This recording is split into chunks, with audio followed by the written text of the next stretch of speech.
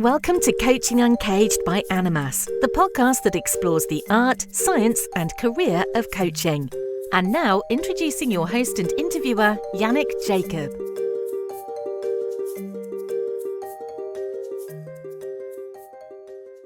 Hello, Dr. D. Ivan Young. Welcome to the podcast. Thank you. I'm glad to be here. It is fantastic to have you. We've known each other for a little while now. We've collaborated on a couple of projects, and I was always struck by how clearly you communicate, and also, frankly, what a cool dude you are. Thank you. You've been in the coaching game for quite a while. You've got an illustrious career. Not only have you been a Master Certified Coach with the ICF for years and years, you seem to have every certificate that there is. And if you're watching this on YouTube, not listening to us, it's quite a sight. So you've done so many things, from MBTI to health and wellness. We had Tawana Burrows on the podcast. So you've certified coach with the Coaching Diversity Institute. You're a fellow at Harvard University's Institute for Coaching. You've become a world-renowned speaker. Some of your TED Talks amassed over millions of views. There's you seem to have been on every news channel and really been hailed as what was it, the reality check doctor? I really like that. You've written 2 books. You've been everywhere, and you're very eloquent every time you do that. So you bring such a wealth of experience. I wonder if there's anything that you would add to that, so people get a sense for kind of where you're speaking from. Well, yeah, I think that sometimes people can look at the history of someone and not understand how it happened, because it's not like I sat there one day and said, you know what, I want to have all this stuff hanging on my wall and fill up these frames. The greater truth is I wanted to be competent. You know, in the United States, there is our country, for all the things that are good about America, it's quite hypocritical. It's still has a lot of room for improvement in terms of racism and bias and what have you. So one of the things that I've learned globally is that's just not an American problem. But given that premise, I wanted to make sure that I was so sound in terms of competence and skills that I could not be an outlier or marginalized by someone saying, well, you know, he's a Black guy from America, or that he's not in my age group, whatever. Competence overrules everything. You know, if someone were admitted to a hospital in an emergent condition, they would not give a damn if the doctor's straight, gay, young, old, whatever their race, nationality, or religious beliefs were. They would want that doctor to be good. And they would want that doctor to have a comprehensive skill set that would be easily deployed under various conditions. And that's how I see my ascension in terms of accolades and skills in coaching. That said, I think it's very important, especially for the audience that's watching this, because I don't think this is going to be on BBC One or some channel in the US. I think this is definitely for, if you're watching this, more than likely, you are a coach who is not average. Only someone who wants to refine their skill set would be drawn to look at content like this. So I would encourage you to have the awareness that if you're going to be successful, and I've been very fortunate, in my words, blessed, that I'm successful financially, and I'm also successful professionally. And the reason for that is the pursuit of excellence.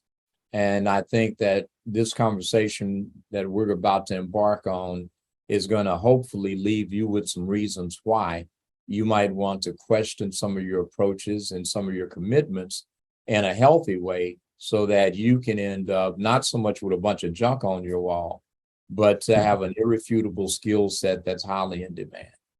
Yeah, I really love that. And I did want to ask you about the bunch jock on your wall, right? Because the very first time we spoke, you came on camera. And if you're not seeing this, there's, I don't know, maybe 20 I can see. There's probably more outside of the frame, There's more. certificates. Yeah, Yeah. I bet you're just surrounded by it. It's like it's a wall, a literal wall that hit me of competence. So Yeah. before you even open your mouth, there is this kind of social proof, professional proof. And I heard you talk about it in another podcast that, look, all of these certificates, they don't matter, right? When you say, if you're going to a hospital, you don't care who the doctor is, you just want them to be competent.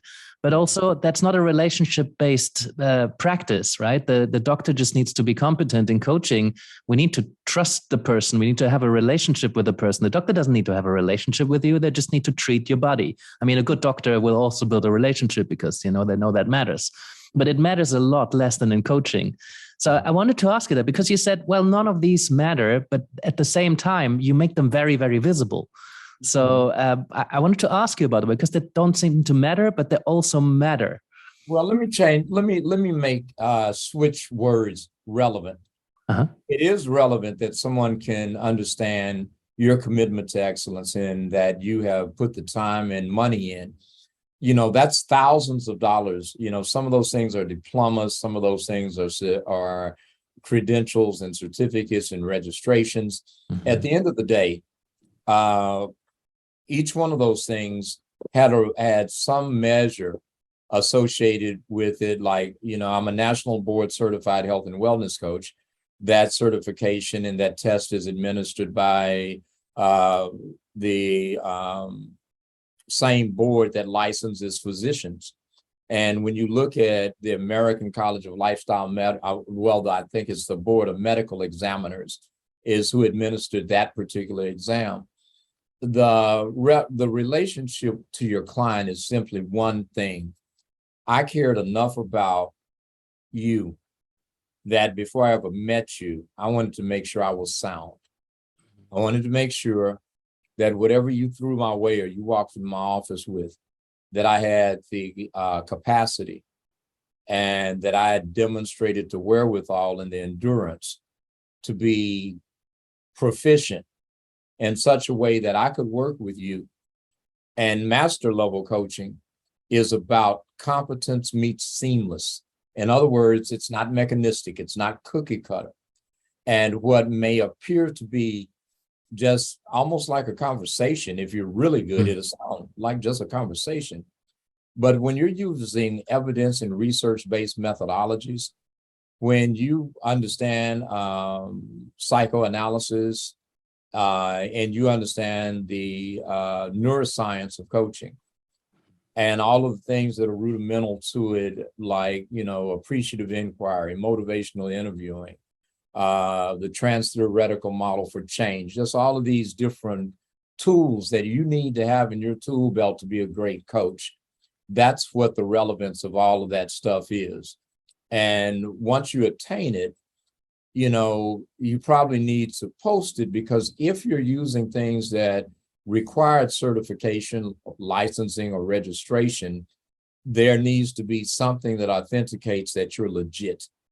And whether you're part of the Association for Coaching in the UK or the ICF in the United States, or whatever sub-body or collegiate or academic institution that you got credentials from, people need to know that you are legit and that you're coming to the table with a accomplished skill set that has been vetted by someone other than you putting something on a website. Because at the end of the day, I've been in this long enough when coaching was the Wild West. Everybody was calling themselves a coach.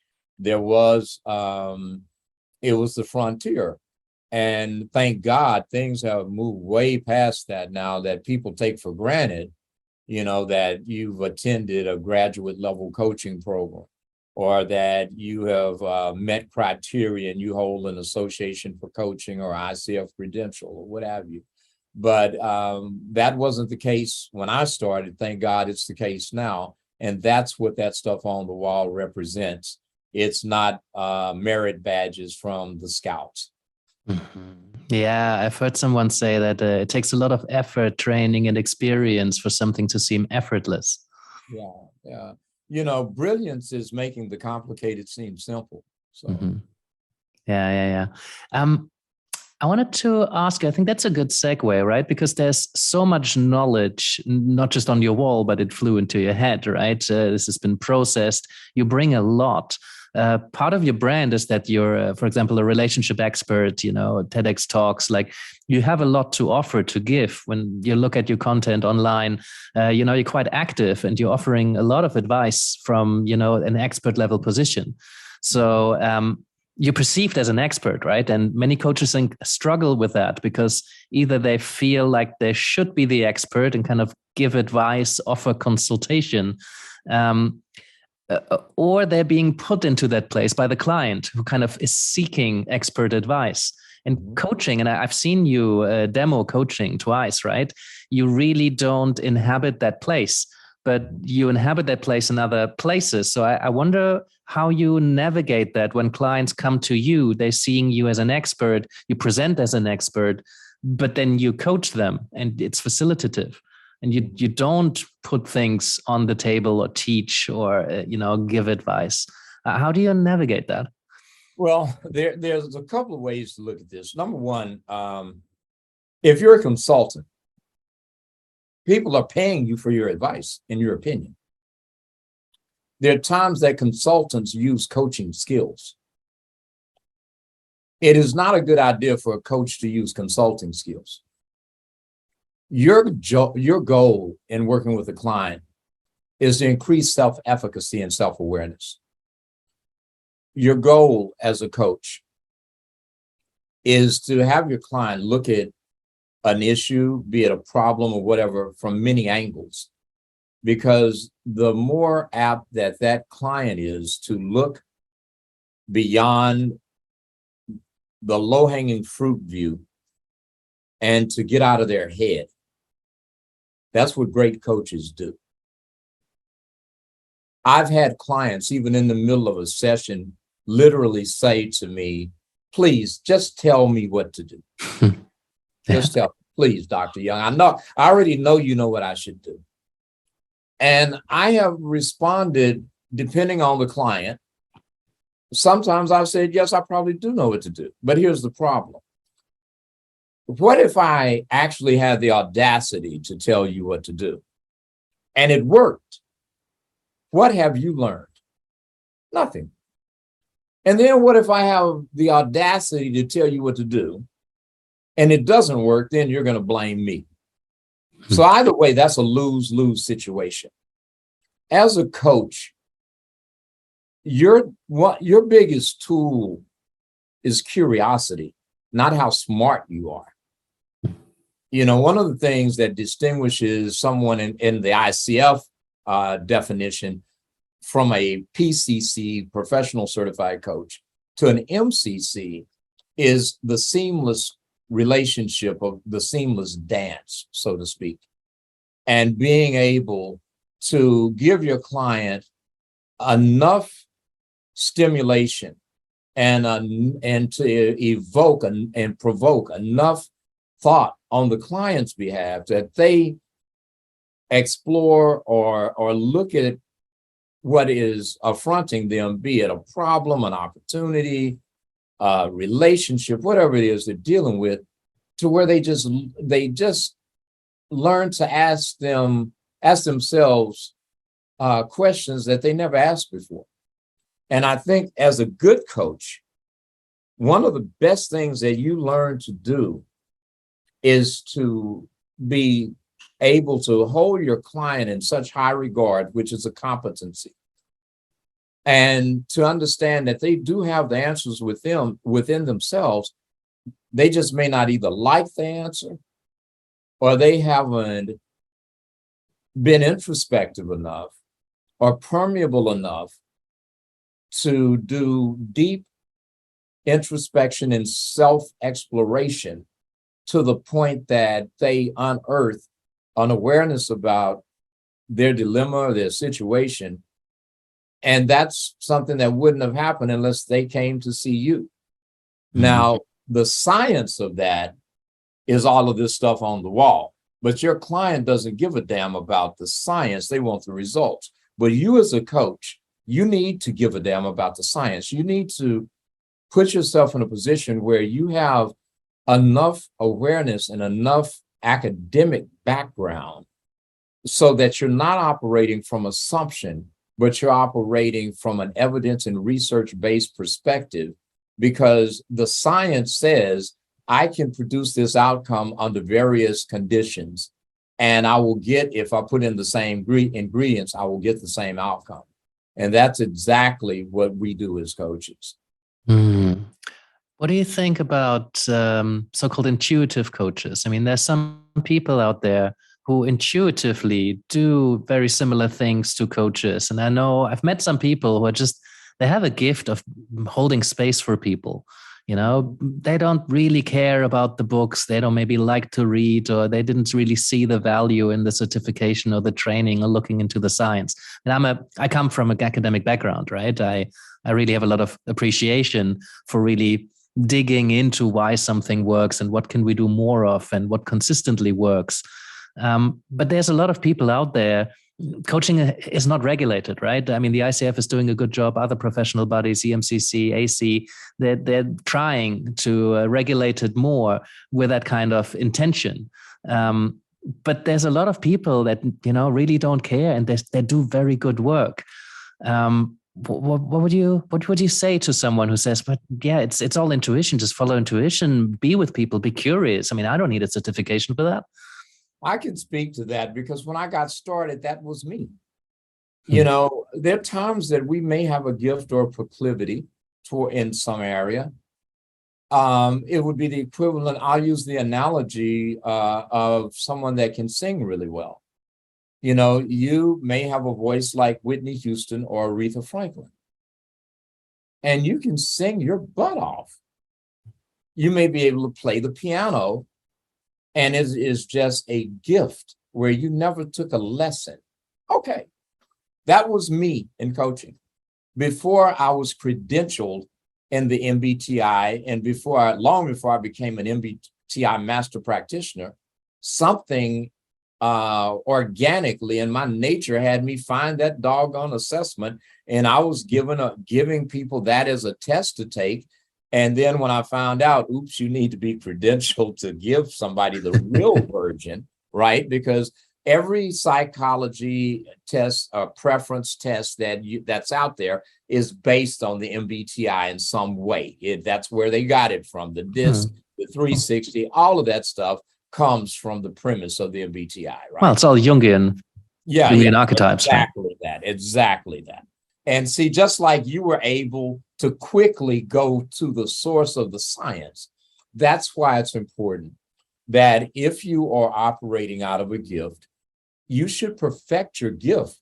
Don't get so damn arrogant, cocky, and I'm going to also say cheap and lazy, that you feel that, you know what, I'm just so good at this. You may be. I'll be the first to tell you, I was very good at this before I got any of this stuff on the wall. I had my doctorate, and I had, you know, I hadn't gotten one certification.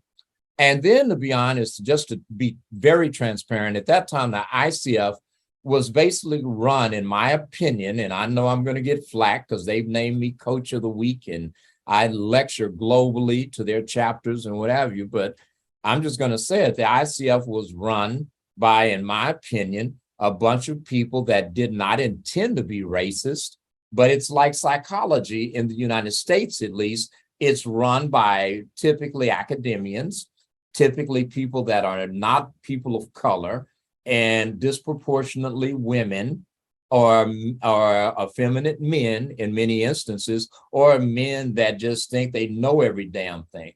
Well, you know, is that really how you should approach and I would approach, you know, elevating yourself? Should you be so much of a self-ordained elitist that you think that you're above being refined or being enlightened or being credentialed? Well, let me tell you what I learned.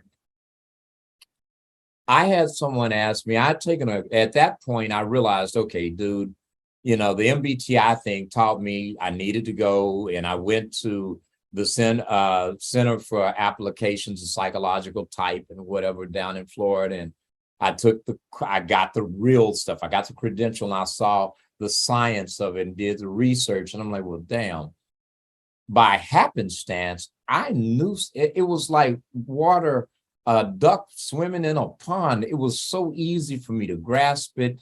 It was, it just came easy for me. Kind of like the analogy again with the singer or the musician that can play by ear but can't read music. But what you learn is that because you have the gift, you learn to read music exponentially faster than someone who doesn't have the gift. You naturally absorb and disseminate and ingest this information. Then I said, well, I'd gotten a coaching certification. I'm not going to say from where, but the credential said Certified Master Coach. So you mentioned Tawana Burrows earlier, who she and I mentor each other. We're very close friends. She's the president of the Coach Diversity Institute. Before that was the actual first and gold standard for diversity coaching. She had created something called the Black Life Coaches Network, which at that time was the largest global Black coaching association. And, she said, well, Doc, we're thinking about it. Coach diversity at that time was just a conversation. And she said, well, we are going to get credentialed through ICF. And I was like, ICF is racist, blank ICF, I don't give a damn about ICF. And they don't give a damn about me, blah, blah, blah. And so she said, well, in order for us to get this ICF credential, they have to have a master certified coach as part of the board and part of the faculty and whatever. And I said, okay, I'm a certified master coach. And ICF said, you may be that, but that's not our certification. That's proprietary. So this is speaking to those of you who are watching this now, that you went through some coaching program. I don't care if it's at a university or it's a private organization or for-profit entity where your stuff says certified master coach. I'm going to check you and say, I did it too. And no way in hell are you really a certified master coach based on that. I'm going to just be honest, just like I wasn't. And at that point, I realized, okay, well, to get that, I have to get this professional certified coach thing from ICF. Well, this is when the rubber met the road. That's when I learned, okay, how many coach training hours have you had? Well, I only had 60. Now, hence, certified master coach, but you only have 60. So I went and took another program, which got me to 125, which met the standard to get the professional coach certification. Then I had to have 500 hours of client coaching paid with a log, and I had to submit recordings, and I had to pass a coach knowledge assessment. Well, see, in pursuit of attainment for the credential, there was a lot of studying that I hadn't done that now I had to do. There was a lot of content, a lot of techniques. And I started realizing, well, you know what I was doing, what I thought was really good. Hell, I'm getting paid. I'm making, at that time, I thought I was making some money. I was making maybe about 100,000 US a year, which I thought that was some money at the time. And I realized, you know what? I don't know shit. I thought I was so smart. And then I started being introduced to positive psychology. Now, mind you, I have a neuroscience background. That's what I did undergrad.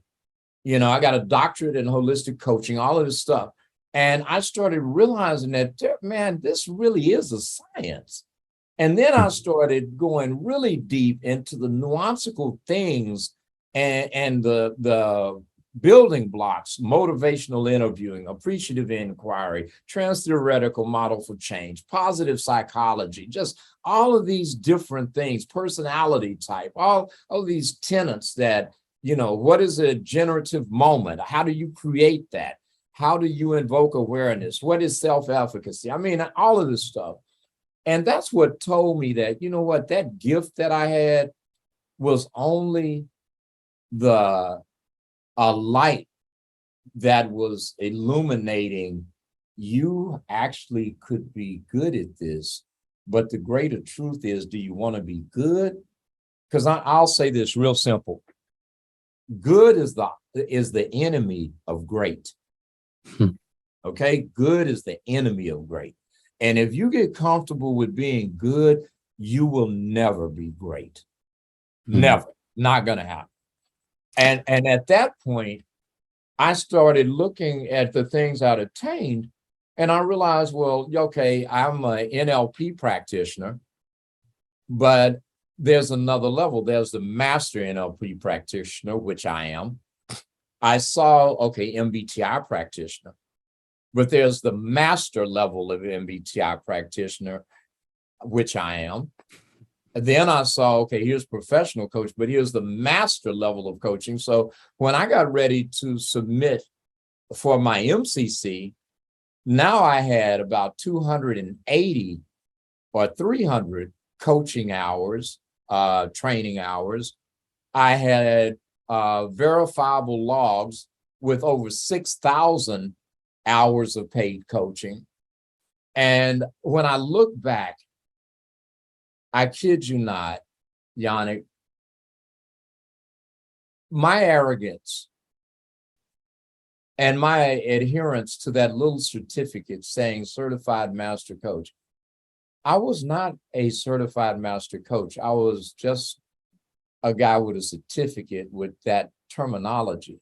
You, no matter how good you are, as long as you are self-ordained, you are nowhere near what you think you are. Yeah. And I promise you, with all of the stuff and the accolades, you can't see all of my walls because all of them look like that. The walls in the lobby look like that. And I have things from 3 presidents, U.S. presidents, the state, the state legislature, the county government, the city government. I have all this stuff on my wall. But the truth is, if you can't change the one person's life that came to pay you and see you, all of this stuff doesn't mean anything. And that's why I say when I made the statement, all of this stuff on your wall doesn't mean anything if you don't have the ability to bring transformation to the client that's sitting in front of you. I don't care how many other clients you were successful with, it's the one that you weren't successful with that measures your capability. So beyond all the certificates, what do you think makes mastery? That's a easily complex question. Mastery is the ability to coach beyond your disdain and your shadow. What I mean by that, for those of you that don't know what shadow is, the shadow, and look this up, that's why you need to go and get a damn education, by the way. Your shadow is the aspect of your personality or your persona that always undermines you in some way. It's that inner critic that you quickly put forth to criticize other people, but it's also criticizing you, right? It's the source of your disdain. So when you get someone in front of you who doesn't believe what you believe, doesn't think the way you think, that lives a lifestyle that is counter to what you think is acceptable, and that's why you can't coach them. See, a master coach isn't hindered by bias and disdain and a lack of alignment and synergy. The coaching is bigger than your preferences, right?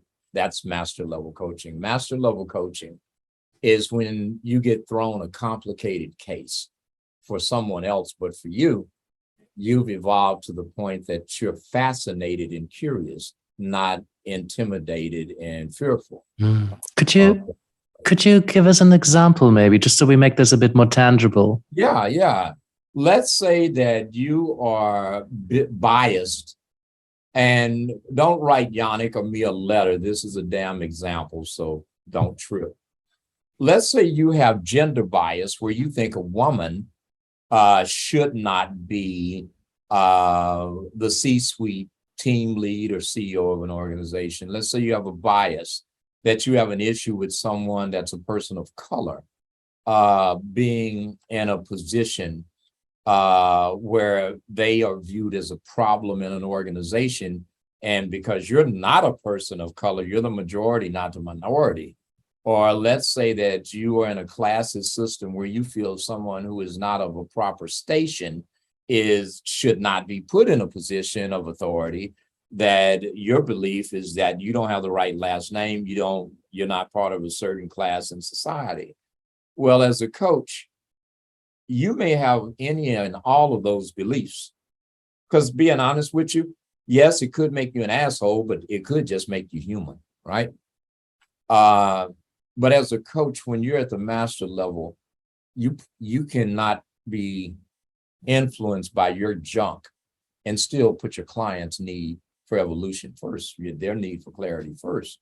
The other part of mastery is that you're not using mechanistic cookie cutter things that you lean on, where you say, well, we're going to start with focus, motivation, and outcome.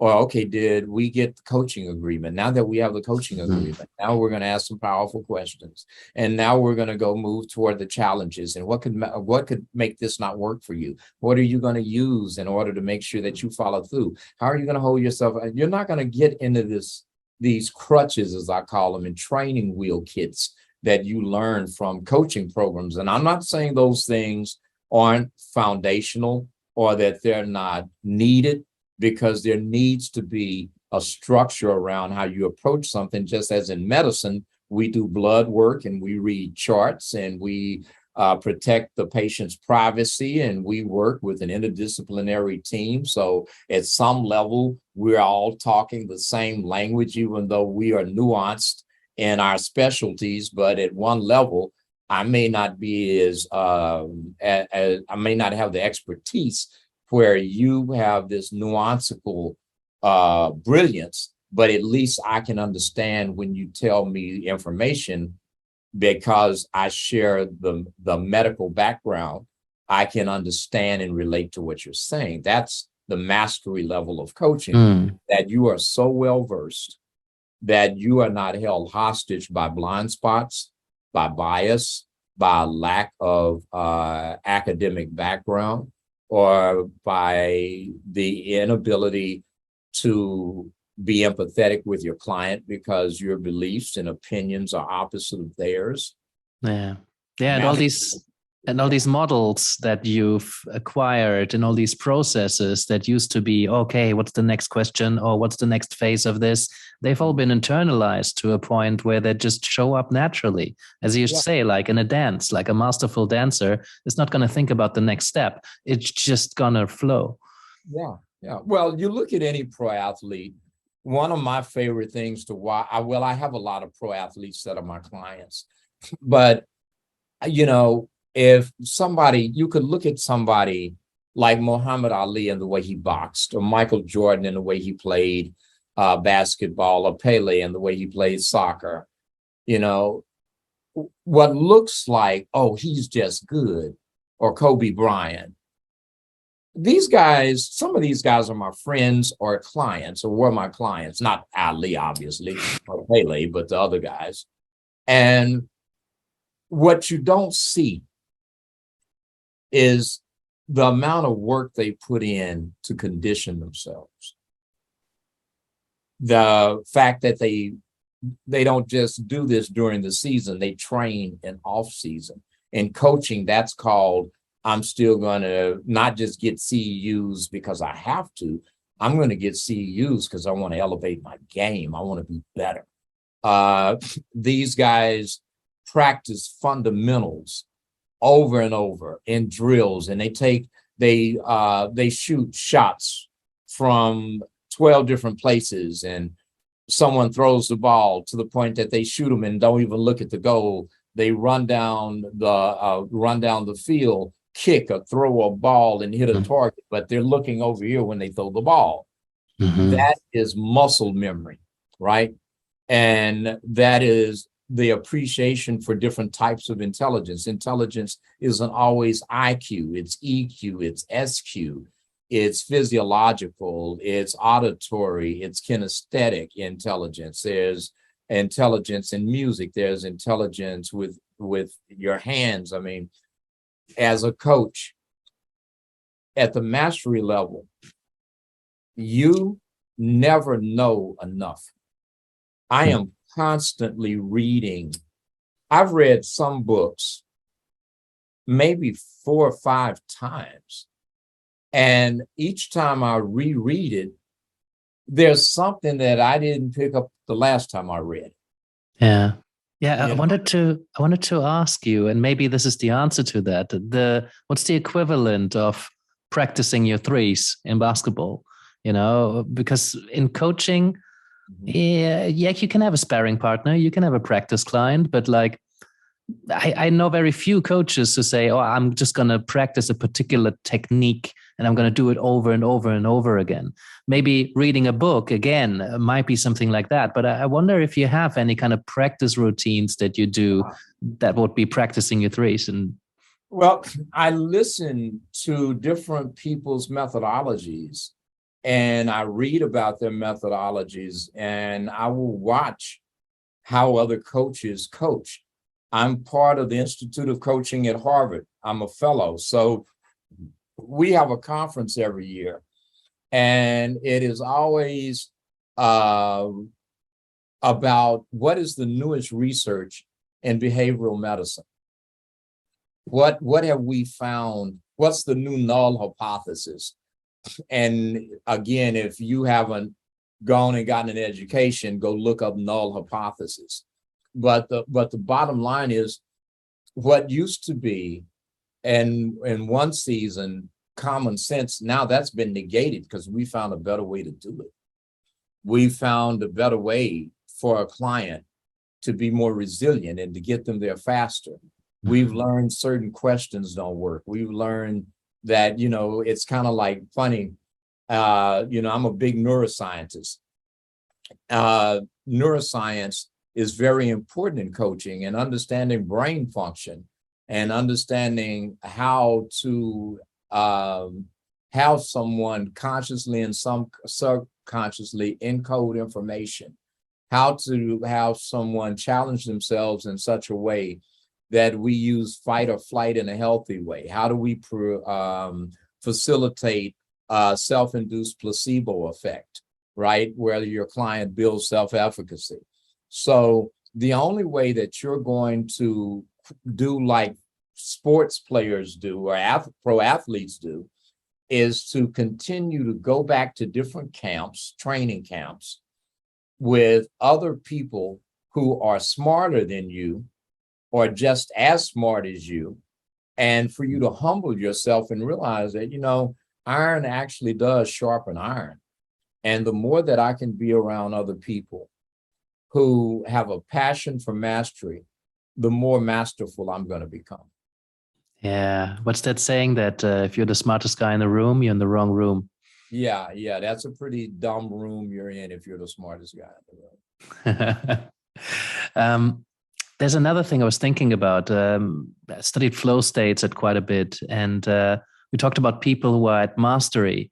What strikes me is that, you know, Kelly Slater, for example, was in an iconic wave, and the wave just demanded him to do something different that he had never, ever done before.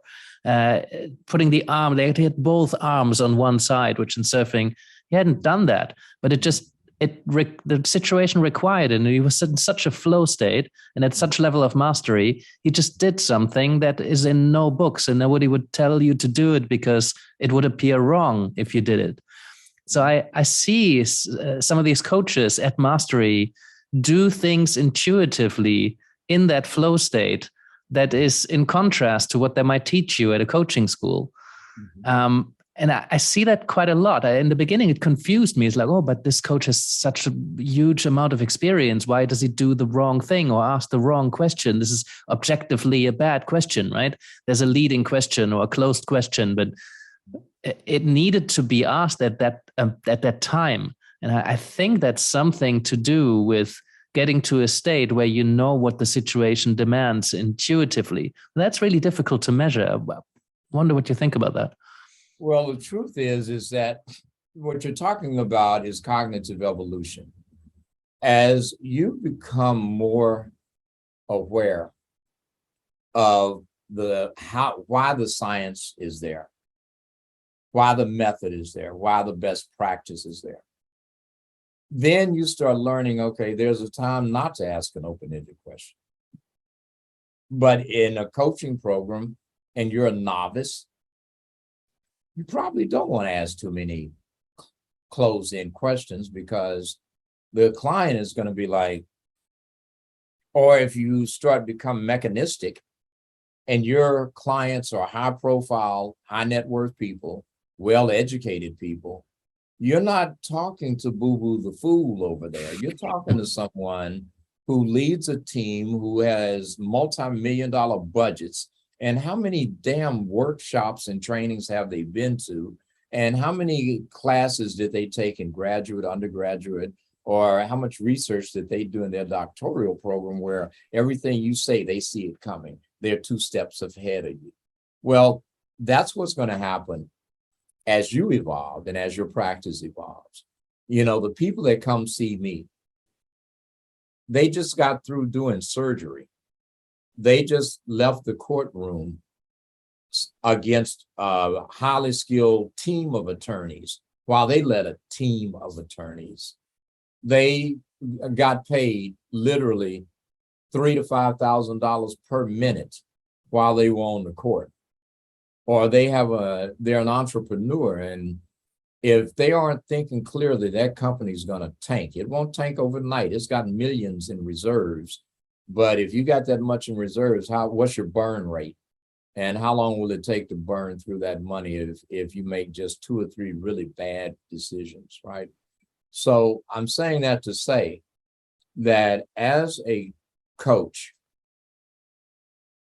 it is imperative that you elevate your awareness in your toolkit to the place where you learn that there is a null hypothesis, meaning there's a point when what you were talking at or what you were taught no longer applies. And you have to kind of like, you think if you're just driving into a curve, you steer into the curve. But what about when ice is down there and now it's a skid? It's not intuitive to kind of just go with the skid. You want to turn the wheel the other way, but no, you don't. But the other side of it is when you're coming to a corner, you're taught slow down. But if you're racing in a Formula One car, you speed into the corner. You know what I'm saying? So there are times when the laws of nature in coaching, I'll use that as a premise, don't apply. And here's the analogy. If I throw a metal rod in the water, what's it going to do? Shit, it's going to sink. Well, how in the heck does a ship float then? And see, the laws of buoyancy and displacement, when the surface is much bigger than what's sitting on it, well, yeah, now that 5-ton, 100-ton ship that's 16 stories tall can float. The law of buoyancy, right? Mm-hmm. And the same is true for coaching, is that there are things that, I just did a lecture, I think it was in India, not too long ago with the ICF India. And someone asked me about how do you handle certain types of clients? And I said, one thing that coaches are taught not to do is interrupt a client. But there are times when you have to, especially if your client is an extrovert that won't shut up. And there are times when you say, hey, pause. Did you hear what you just said? And see, what I'm doing is I'm evoking awareness in my client. But if I just let them keep rambling, will they ever get the awareness? And that's when you have to look at, what is the point of this client being in your office? Is it for them to ramble and have a cathartic session where they just vomit a word salad out all this stuff? Or is it for them to leave there with some heightened awareness and insight? And if the method toward that means I got to interrupt you, or if you're an extroverted coach and you wait to talk, but you don't listen, you're uncomfortable with silence. Well, when you're dealing with an introverted client, you might have to wait 2 or 3 minutes in silence. Because who is an introvert talking to more than anyone else? Themselves. So you doing what is counterintuitive, which, if you're an extroverted coach and you're talking to an introverted client, you want to fill up the space. You want this dialogue.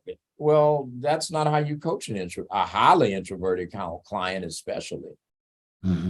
You allow 2 or 3 minutes where you go, wow. Sit there and just don't say anything. Well, and here's a really good one. I was in a training when I was setting the foundation to get nationally board certified in health and wellness. And I was in La Jolla, California. There was a person in my cohort that, this woman and I were just in no way aligned with each other. No way. I can't stand Donald Trump. She probably loves Donald Trump, that kind of thing. And I just, as Satan would have it, he picked her for she and I to do a role play as part of this cohort we're in. We had to do role plays with each other. And I'm like, okay, Satan, you picked her for me to do a role play. Thanks. And role play or coaching practice? Yeah, it was a role play of a coaching. You know how you have two coaches coach each other in front of the rest of the group type thing. Yeah, but like a scripted kind of, here's your role and you play this, or like just demo it? Yeah, we're just ad-libbing, and we have to coach each other utilizing whatever that little technique or whatever we were doing. But I think this was just a coaching session with the rest of the cohort observing it. Now, just to set the stage really well, in this cohort, there's people from Israel, people from Australia, people from the UK. It's done in America. I mean, this is really a room full of very highly educated, really smart people. So, I did my thing with her. And when it was over, the guy said, well, Dr. Young, first, your technique was just spot on and you did great. And I was like, okay, cool. Because I thought this woman was just rambling. And basically, I don't know if she was trying to sabotage me or just give me a hard time. Nonetheless, and then the facilitator looked at me and she said, but you didn't do a very good job. She said, your technique was spot on. And I said, well, what do you mean? She said, well, the truth is, she just wanted you to listen. And I'm like, what the hell? And she said, that's why you weren't successful. And if I were grading this, you would not have passed. Now, again, I am at that point, I didn't have my MCC. I was a PCC, all this crap. I had about maybe 2/3 of that crap on the wall and all these accolades. And I was like, what? Too much technique. That's a good example that sometimes as a coach, your job isn't to solve anything.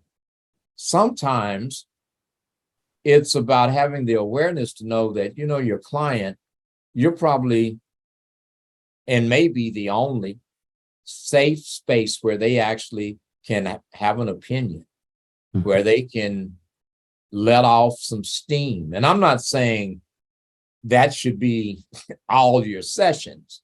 What I am saying is that may be 1 or 2 of them out of your 12 or 6 weeks or whatever, however you set up your programs with your clients.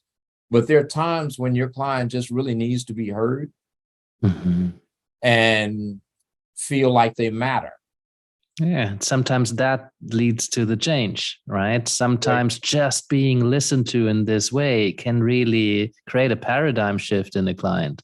Yeah, and it sets up intimacy. And another core competency is creating a safe space for your client, holding your client in high regard. You know, that doesn't mean you had to come up with an outcome or a solution that day, but your client felt more valued. They felt heard. Mm-hmm. And I think that has a reward. Yeah, so let me use that as a segue, right? Because clients often come for change, right? Usually coaching is about change in some way or another. Sometimes change is created, or the foundations for change are being laid by just getting the words out, by just being listened to, by, creating a relationship, whatever that was for.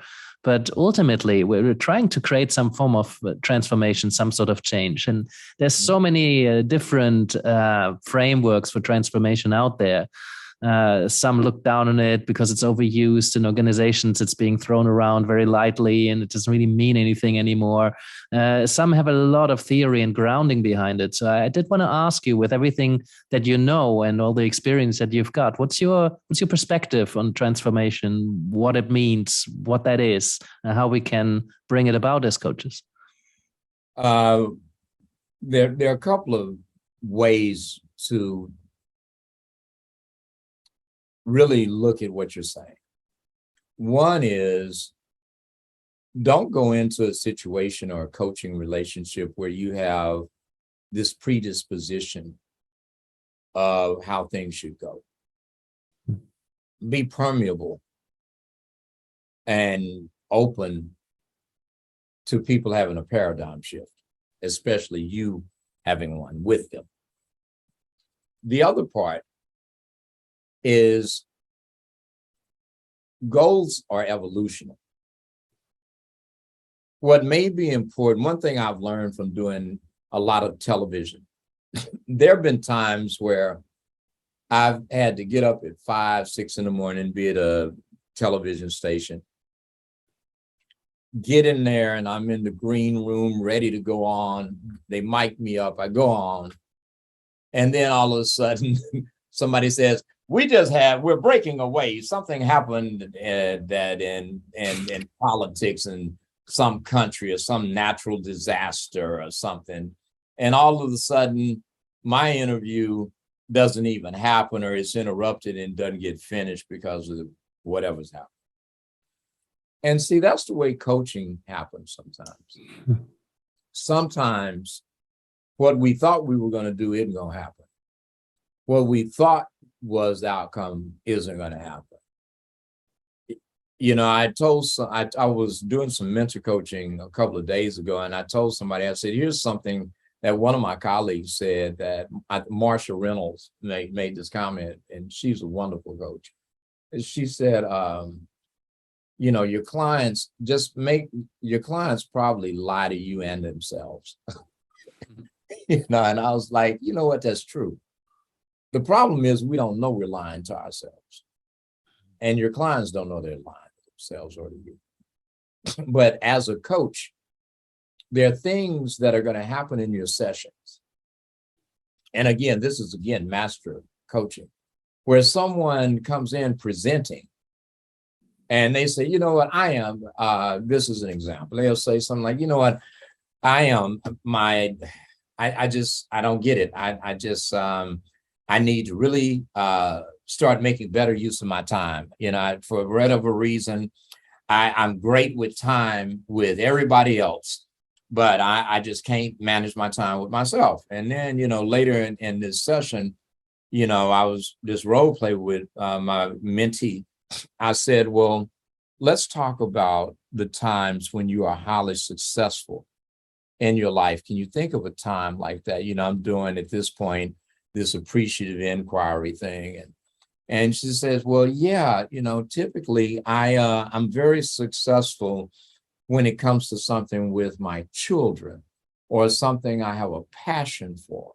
and blah, blah. So we go a little further, ask a few more questions. And at that point I said, well, what if this really isn't about you and managing time? What if this is about boundaries and core values?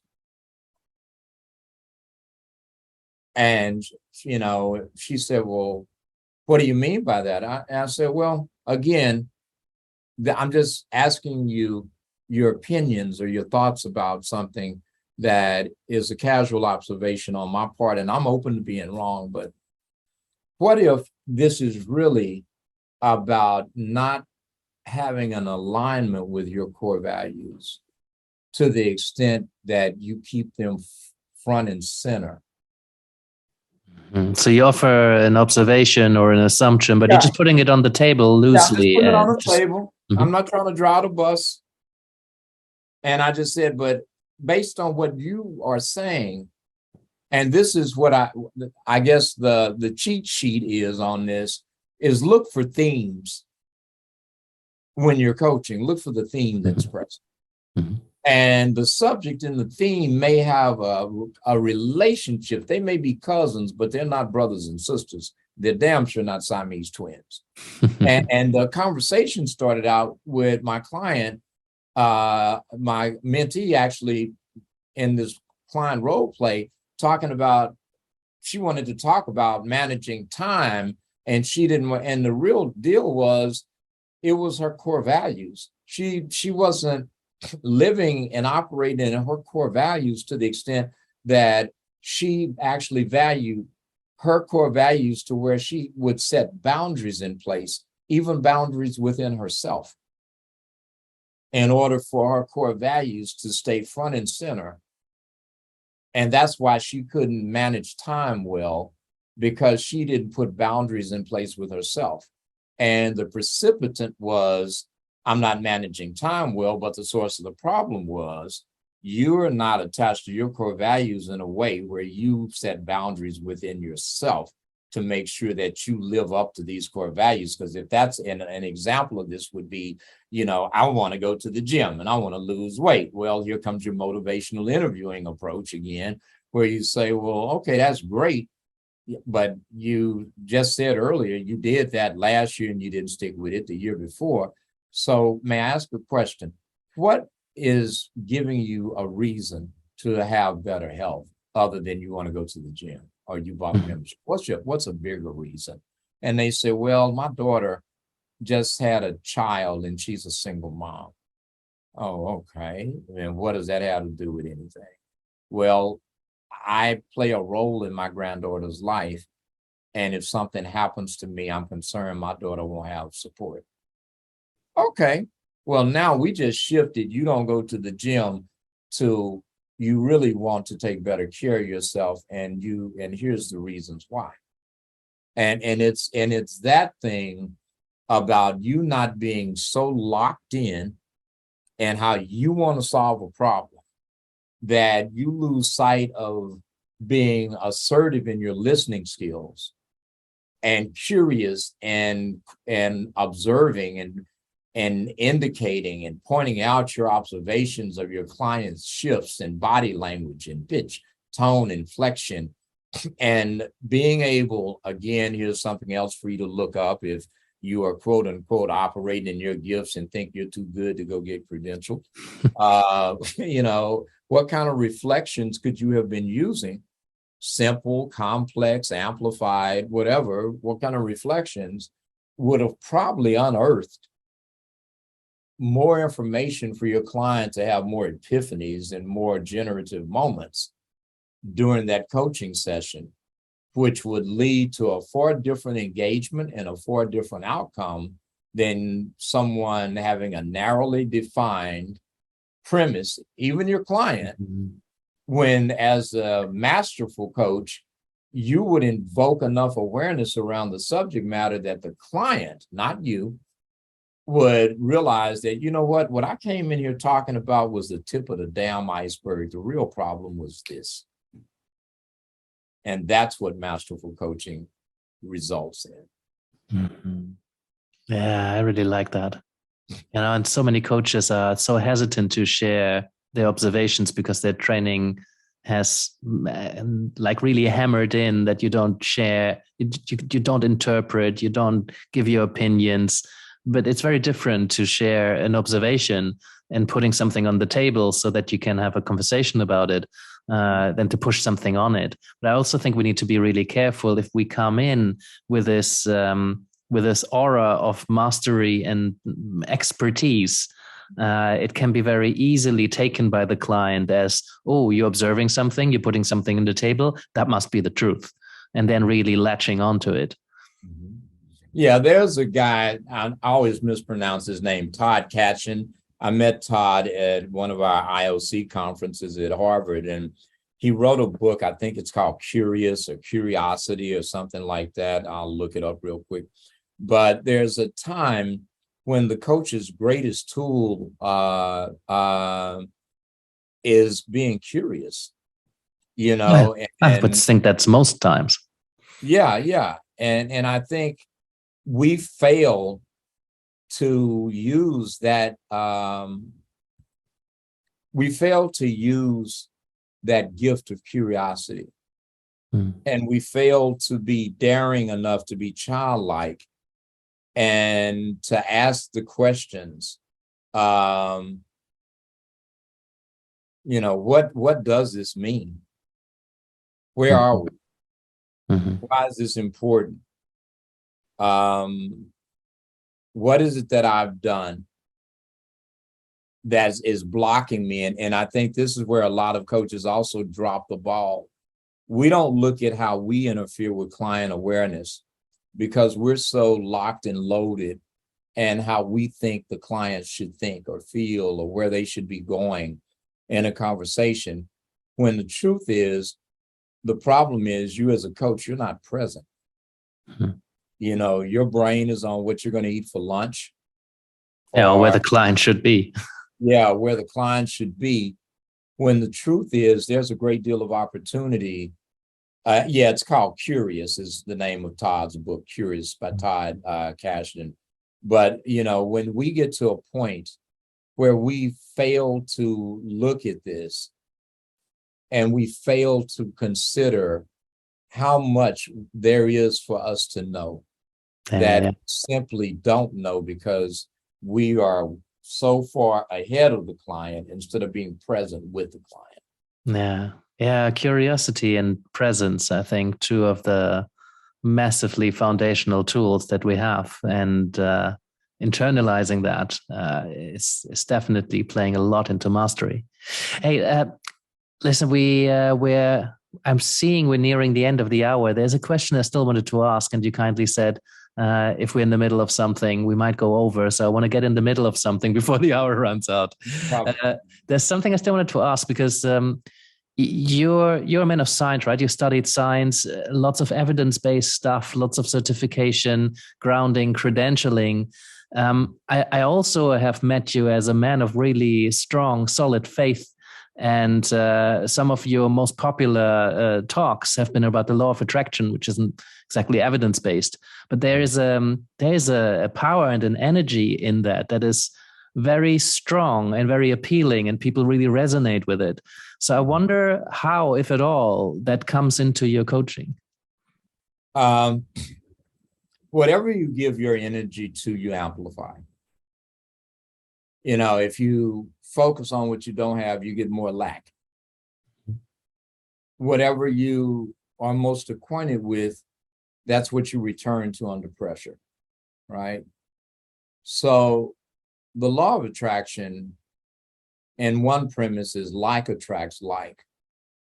I think the better question is, okay, well, what is it that you like and why do you like it? You know, what makes that meaningful? What makes it relevant? I am a very spiritual, hence the profanity, even in this interview. I'm not a religious person at all, but I am very prayerful. I'm very meditative. I believe that there's power in being silent and still and allowing the greater part of ourselves, which I call the spirit man. Some people call it the super ego, the ego and the id and the superego, right? The id being the horse, the ego being the man, the superego being the transcendental part of man. We should allow ourselves the humility to see that there's probably something greater governing our opportunities than ourselves. At the end of the day, we have free will, so you could literally have a gold bar, just a blessing right in front of you. And because you're looking over here, you won't see it. And the other part is if you are so closed-minded that you think things can only happen your way or a certain way, it can only be what you've seen and heard before, not something new and different, you are setting yourself up for failure. The thing that I would offer to all of us is be permeable to the unexpected and the unseen. Be daring and assertive enough to see in your clients what they don't see in themselves, and to see in yourself what you don't see in you. Losing doesn't make you a loser, no more than failing makes you a failure. I did one of my TED Talks, the one that's really popular is about the law of attraction and about manifesting. But there's another one that I did about redirects. And I would just say, just Google, go to YouTube or go to TEDx, type in my name. You'll find 2 or 3 of my TED Talks on the TEDx site or on their YouTube channel. But look at the one, not the one, I think it's got 30, 40, I don't know how many views, but it doesn't have 4 million like the other one. But look at that one, because if you're in a problematic place in your practice, if you're wondering, okay, what's taking so long? Why hasn't the door opened for me yet? Delayed doesn't mean you're denied. What that means is not yet, doesn't mean no. And when you're in that waiting, incubative state, take the time to perfect your gifts. Take the time to look and see what and who is around you and make better use of it. And sometimes it might mean in order to take 3 steps forward, you need to take 5 steps back. But that's a good idea, because at doing it that way, you will be on much firmer ground. Does it ever come into the work with your clients? Because obviously there's a lot of strength in there. Visioning, for example, seeing something in the future, focusing, manifesting. I mean, these are powerful techniques, possibly for coaching clients, but is that something that you're using? I mean, it would be easy and it would be a process, it would be a technique in some ways, but given that you believe in it, I wonder if that's something you might put on the table for clients. Always. That everything on this planet that is seen, from a Bugatti to a Lamborghini to a Rolls Royce to a Gulfstream jet, came from the unseen. That which is seen came from the unseen. I had a mentor named Wayne Dyer. And one of the things that I learned from Wayne is that there's a part of all of us that does not die, that was here before we were born. Now, I believe that. And we'll be here after we get through using this vessel we refer to as self, or the body. And if we could remain permeable to the greater unknown and the unseen, knowing that we can shape that metaphysically into whatever we want it to be. Hence, faith with works, right? Faith without works, you get nothing. So even if you have all the faith in the world, there's still some work you got to do. But there is a marriage between faith and work that creates manifestation. There's a marriage between intention and manifestation. There's a relationship between awareness and intention. What you give your attention to, what you are aware of, you manifest more of it. And I think that in my practice, those things are core elements. And I guess I would do this and bringing this full circle, because I know we're short on time, is to just say this: everything that's happened in your life is part of a toolbox. Now, it's up for you to unearth what these tools can be used for and why they were put in the box. And by tools, I mean your nationality, your gender, your race, your socioeconomic condition, the things that have been taken from you and what you have left, the people that come in and out of your life. Some of them are not meant to go with you. Stop trying to take every damn body with you. Some people that you want to be participants are merely witnesses. But whatever you do, realize that there's more to this thing than what you see, and be willing to explore and look with your clients to find that which they probably have right in front of them, but because they're moving so fast, they don't see it. And that probably apply to you as a coach. Well, I don't know what better to end on, unless you have a message for coaches out there. I know you care about the industry. I know you feel a responsibility towards coaching as a profession and as a calling. Is there something you want to tell coaches out there? Yeah, I just want you guys to realize that your clients didn't happen upon you by happenstance, right? I'll just leave it at that. You know, there's a reason why your clients came to you. And it's not just to put a few dollars in your pocket. You owe these people. You owe the divine. You owe the universe. You owe karma. Your availability and your earnest. So make sure that what you're giving these people is the best of you. And go and get some damn credentials and stop self-ordination. Because if you're really good, other people will recognize that. And if you're not, doesn't mean you can't be. But you will never know until you take the steps necessary in order to become the best version of you.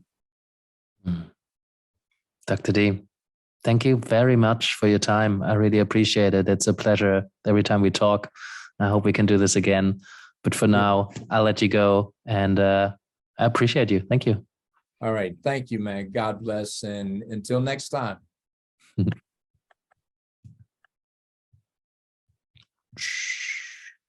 Thanks for listening. We hope you enjoyed the episode. To watch these episodes on video, make sure you also check out youtube.com/animascoaching.